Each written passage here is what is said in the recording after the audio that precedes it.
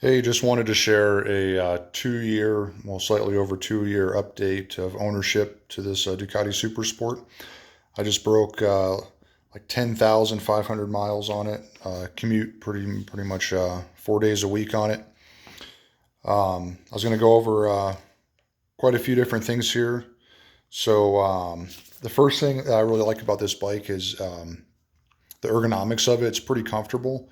It's sporty, but it's not too sporty. I ride, like I said, about 70 miles a day on it, and I've done a few kind of like all day trips on it, riding hundreds and hundreds of miles in a day, and it's really a comfortable bike. Um, not any really complaints there, other than we'll get into the heat issues later that all Ducatis kind of share. Um, I'll go over the engine and the power that it makes. I've been really happy with the bike. It makes like 113 brake horsepower, I think is what they say, compared to like a 959, which what I was comparing this to get when I was going for Ducati. And then I ended up getting this. I test rode this, and then they didn't have any 959s at the time, so I've never ridden one, but I was pleasantly surprised with the amount of power that it has. And I do most of my commuting is highway, and I live in Colorado, and most of the highway speeds are 75, and most people cruise about 85. And when you're trying to merge or you're at speed trying to merge into like a fast lane, the bike has really plenty of power there. Um, the One of my most favorite things about the bike is the exhaust note and the engine sounds. It has a lot of chatter, the engine and the valves. You can really hear them chattering away. And I ride with headphones in almost all the time, listening to music, and you can still hear the character of the engine and the exhaust. But with the quick shifter and the auto blipper, the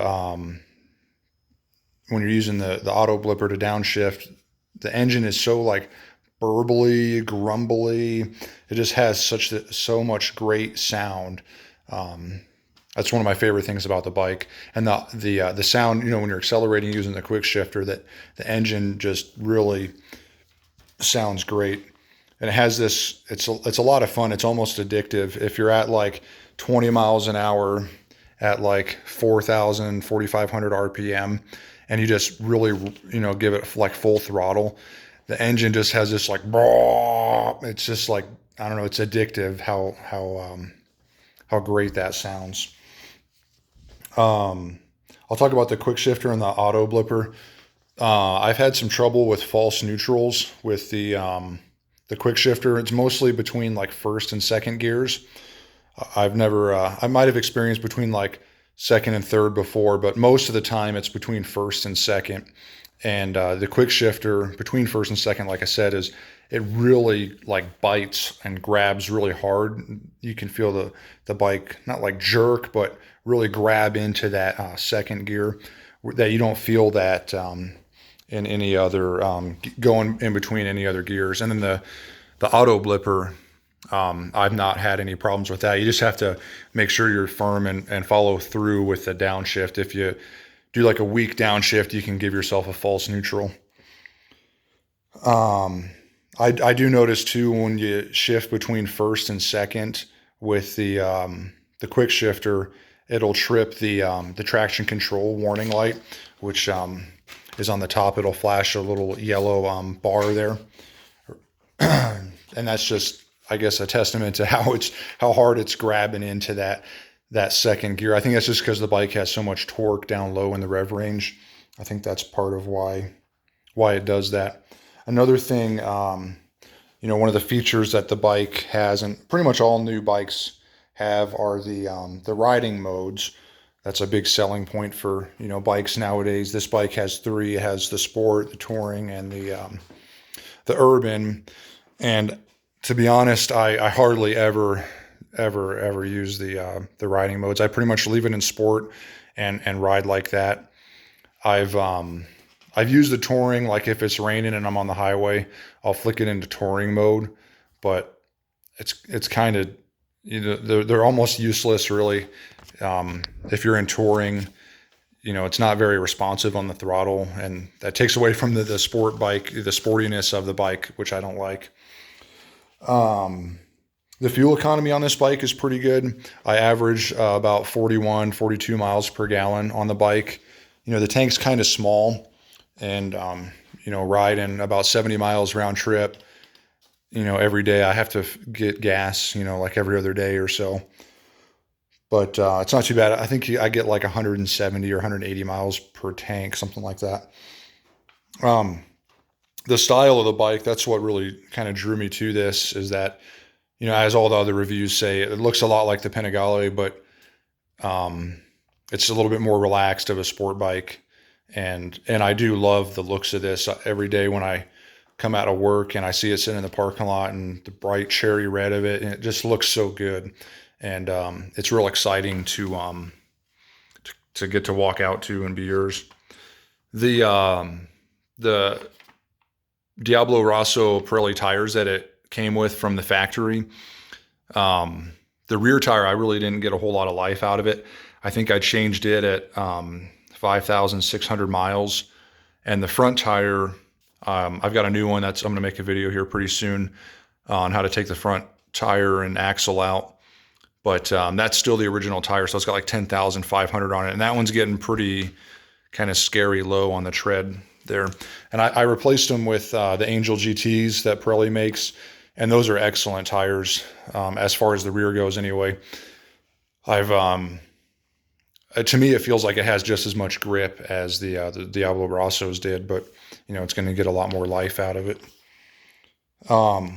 The warranty, so of course, being a first model year bike, it's had a lot of recalls on it. I think it had, they recalled the mirrors. There was a recall where they checked the peg on the shifter linkage. There was another recall where they rerouted a fuel line for overheating issues. And then I think there was one other recall that they did that I can't think of off the top of my head. I talked about heat issues a little while ago. So, the rear cylinder, of course, is right here, which is right where your knee runs. So you get a lot of heat coming off. I put some heat tape. It's like that gold foil tape underneath the seat, and that's helped. I normally don't have a hot butt. It's normally just the inside of my legs that crank and get hot when it's you're sitting at a stoplight or something. The bike will shoot up to like 200, 220 before the fans kick on to cool it down. But it's the heat. It's really not that bad. Just if you're at a stoplight, you can really feel it. I've had just a couple issues with the bike. When I first got it, right before I got it, I watched a couple videos and reviews. And one of the reviews, the guy talked about this fairing, how far it stuck out. It previously stuck out about there, which is pretty close to the shifter peg. And I have pretty big feet. I wear like size 13 boots. Excuse me. And one time I was downshifting and my toe just clipped that piece of fairing and broke it off. And I didn't replace it because I didn't want to spend like, I think it was $1,500 or $2,000 for that fairing. And I didn't want to buy another fairing just to break it again. So I've just left it, and it's not too noticeable. The other major issue that I had with the bike was recently I had a coolant leak.